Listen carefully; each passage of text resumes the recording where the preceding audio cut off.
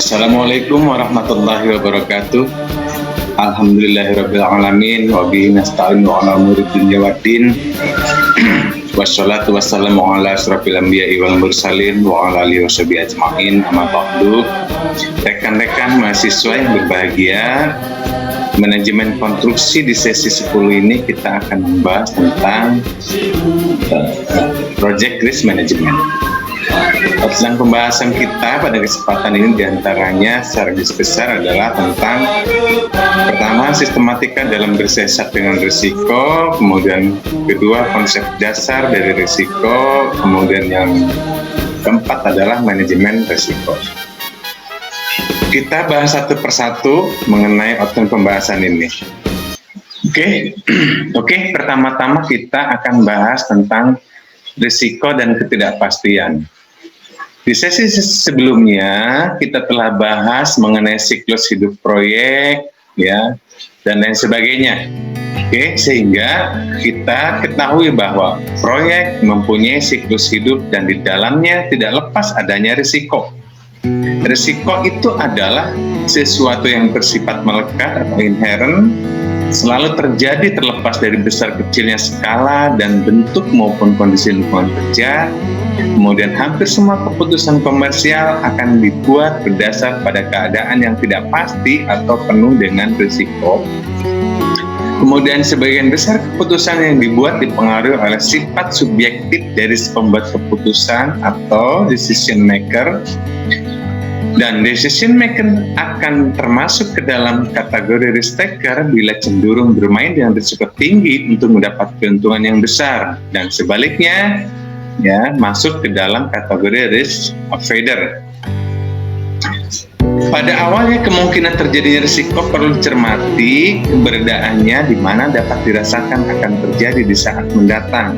Sangat membahayakan apabila seseorang yang tidak cukup berpengalaman berlaku sebagai pembuat keputusan, di mana ia tidak dapat merasakan adanya risiko dan risiko itu benar-benar terjadi. Nah, ini adalah catatan penting mengenai risiko dan ketidakpastian. Kita mengacu dari berdasarkan inilah sehingga kita perlu manajemen risiko. Tentang risiko, menurut penelitian STAR tahun 1969, secara umum orang akan dapat menerima bila risiko yang semakin besar akan memberikan keuntungan yang semakin besar. Nah, ini pada umumnya memang seperti ini, ya. Orang akan dapat menerima risiko yang besar apabila memberikan keuntungan yang semakin besar.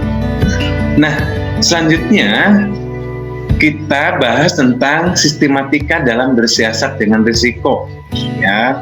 Nah, bagaimana mensiasatinya? Pertama adalah dengan risk identification, ya, identifikasi oleh kita risiko-risiko yang akan terjadi itu apa. Kemudian kedua risk analysis, dan yang ketiga adalah risk response. Nah, bagaimana cara kita mensiasati? Diantaranya kita melakukan dua hal, yaitu dengan risk transfer atau dengan risk control. Risk transfer itu bagaimana? Risk transfer itu berarti kita bekerja sama dengan asuransi atau mentransfer risiko kepada pihak asuransi, ya. Jadi risiko kita diminimalisir atau bahkan hilang sama sekali risiko yang akan timbul karena kita transfer risiko tersebut kepada pihak asuransi. Kemudian risk control. Nah, risk control di sini berarti kegiatan kita sebagai manajemen harus mereduksi, menghindar, menahan atau menanggung.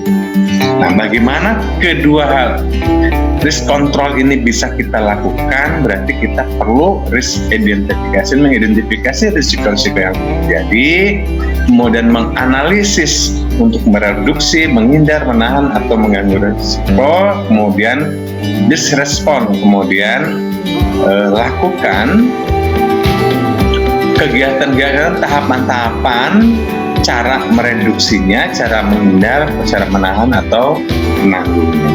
Nah, ini adalah secara singkat, secara garis besar yang harus kita lakukan dalam sistematika dalam bersiasat dengan risiko. Pembahasan selanjutnya adalah konsep dasar dari risiko. Nah, konsep dasarnya di sini kita berikan dua hal. List pertama adalah konsep dasar risikonya adalah risk uncertainty damage. Yang kedua adalah risk atau hazard square. Uncertainty damage itu adalah kemungkinan terjadinya keruntuhan bangunan adalah kecil, tetapi tidak dapat disimpulkan bahwa risikonya juga kecil karena dampak dari keruntuhan adalah sangat besar. Nah, ini konsep dasar yang pertama, ya.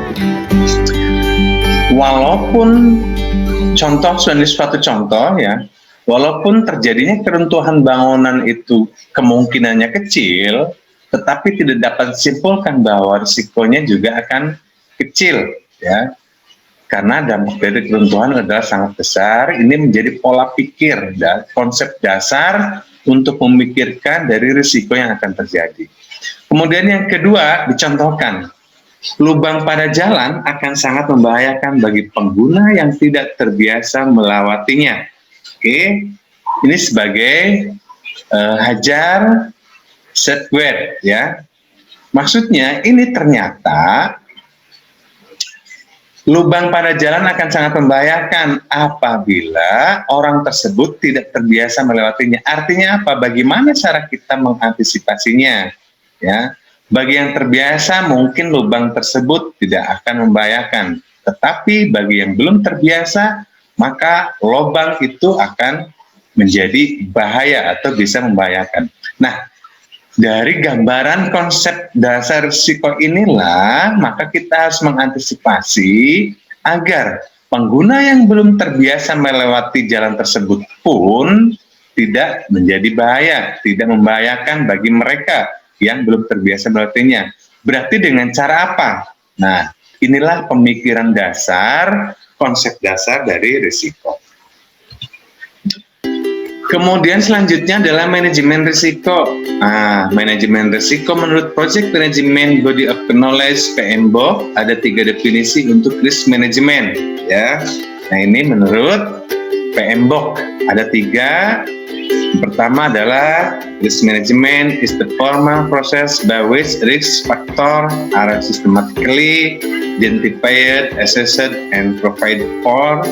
Kemudian yang kedua dan ketiga yang intinya adalah dimaksudkan sebagai cara atau teknik dalam menanggulangi risiko dengan melakukan langkah-langkah identifikasi, analisis, dan upaya dalam bersiasat dengan risiko. Nah, menurut PMBOK tadi jelas bahwa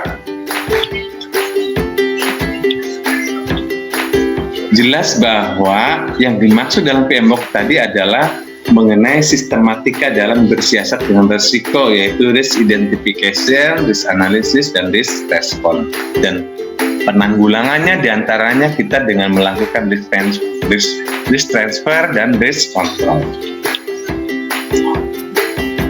Kemudian contohnya apa risk identification ini? Nah, pada prakonstruksi beberapa hal diantaranya banyak dari pembuat keputusan percaya bahwa awal dari keuntungan yang didapatkan dimulai dari kemampuannya dalam melakukan identifikasi risiko daripada kemampuannya dalam melakukan analisis, ya. Nah, ini hal-hal yang perlu dicermati, ya.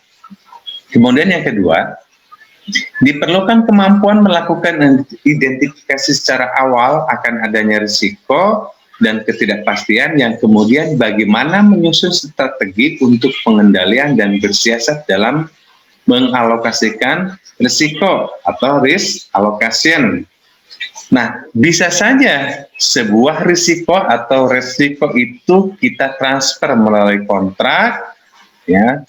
Misalkan kita sebagai menkon atau sebagai kontraktor, ya, jika sebagai menkon maka risiko itu kita transfer melalui kontrak kepada kontraktor. Jika kita sebagai kontraktor maka kita bisa mentransfer risiko ke subkontraktor ini melalui kontrak. Nah, ini adalah di antara upaya-upaya untuk mengendalikan risiko.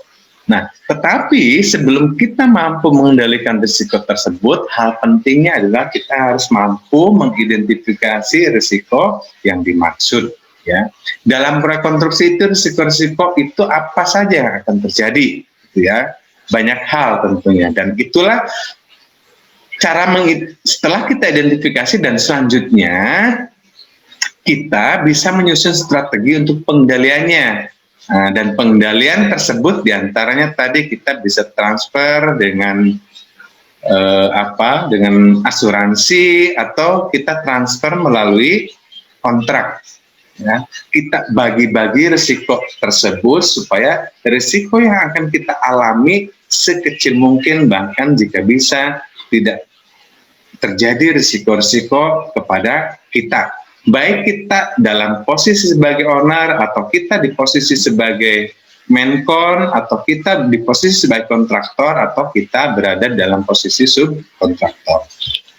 Oke, kemudian beberapa kondisi seperti di bawah ini perlu diketahui oleh pembuat keputusan. Nah, ini karena kita sedang belajar manajemen konstruksi, belajar memanajerial, maka manajemen pasti harus membuat sebuah keputusan. Nah, ketika kita membuat keputusan, hal-hal yang perlu diketahui pertama diantaranya adalah jenis risiko dan ketidakpastian akan sangat tergantung dari spesifik kegiatan yang akan dicermati.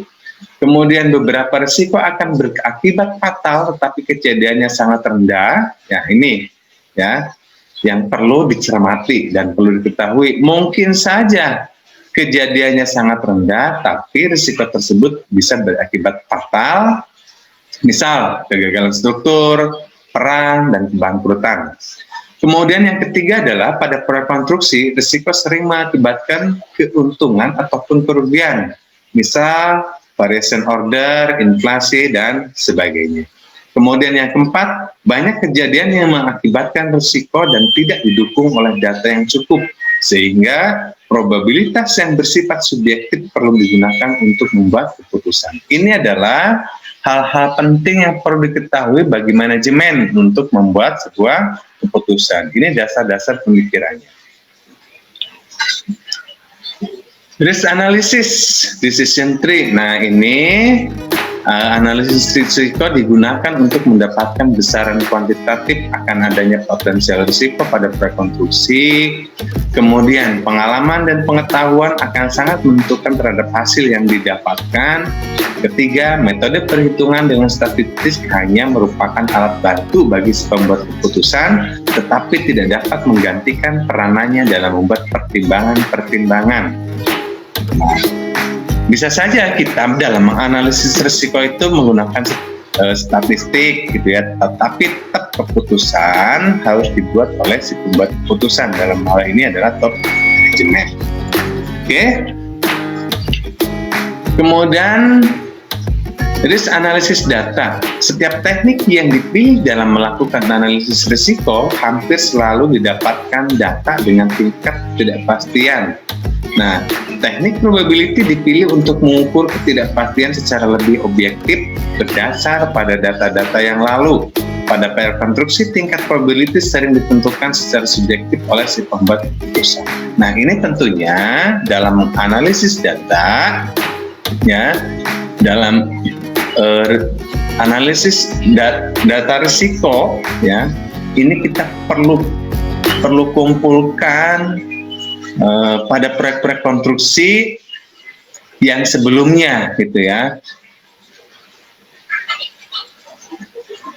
Kita perlu mendata dari risiko-risiko yang telah terjadi pada proyek-proyek sebelumnya, dan dari data-data itulah menjadi dasar untuk menganalisis bahwa proyek selanjutnya mungkin atau tidak terjadi risiko-risiko yang terdahulu telah dilalui, dan kita mengantisipasi dan menganalisis bagaimana cara mengantisipasinya. Oke.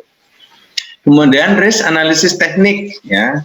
Analisis tekniknya pertama bisa dengan sensitivity analysis, probability analysis dengan Monte Carlo simulation, kemudian decision tree dengan expected monetary value, dan lain sebagainya. Ini contoh decision tree. Decision tree terdapat dua, yaitu spontaneous dan rational decision. Spontaneous itu adalah lebih berdasar kepada intuisi daripada melalui analisis. Pengalaman sejenis yang kadang-kadang sulit diterima menurut pola pemikiran yang logis bisa dilakukan untuk proses yang rutin atau dalam keadaan mendesak. Nah, ini pengambil keputusan spontaneous itu berarti kita harus mengambil keputusan dalam keadaan mendesak tanpa analisis terlebih dahulu. Dan inilah yang perlu pengalaman atau perlu data-data sebelumnya, resiko-resiko yang terjadi pada proyek-proyek sebelumnya ini menjadi dasar untuk membuat keputusan dalam keadaan mendesak. Yang kedua, berdasarkan pengamatan sistematis dan analisis permasalahan. Nah, ini tentu ini kita pengambilan keputusan decision ini berdasarkan pengamatan sistematis, berarti kita telah menemukan atau telah mengumpulkan data-data yang selanjutnya kita lakukan analisis. Kemudian keputusan yang dibuat biasanya akan dipengaruhi oleh beberapa keadaan yang diantara lain decision making under certainty, pengambilan dengan payoff tertinggi merupakan alternatif yang baik. Kemudian yang kedua, suatu kegiatan menghasilkan kemungkinan dengan probabilitas yang diketahui. Sebagai contoh, koin atau dadu jujur yang dilempar. Kemudian yang ketiga adalah keputusan dapat membawanya ke sejumlah kemungkinan di mana kemungkinan tersebut tidak diketahui dengan pasti nilainya. Oke, ini keadaan-keadaan yang harus dibuat keputusan, ya, yang keadaan tersebut kita harus membuat sebuah keputusan. Nah, ini adalah contoh-contoh payoff table, ya. Oke, demikian pembahasan project risk management dalam kesempatan ini di sesi 10 manajemen konstruksi ini. Semoga ini bermanfaat. Kurang lebihnya mohon dimaafkan. Wabillahi taufiq wal hidayah. Walakum minkum. Assalamualaikum warahmatullahi wabarakatuh.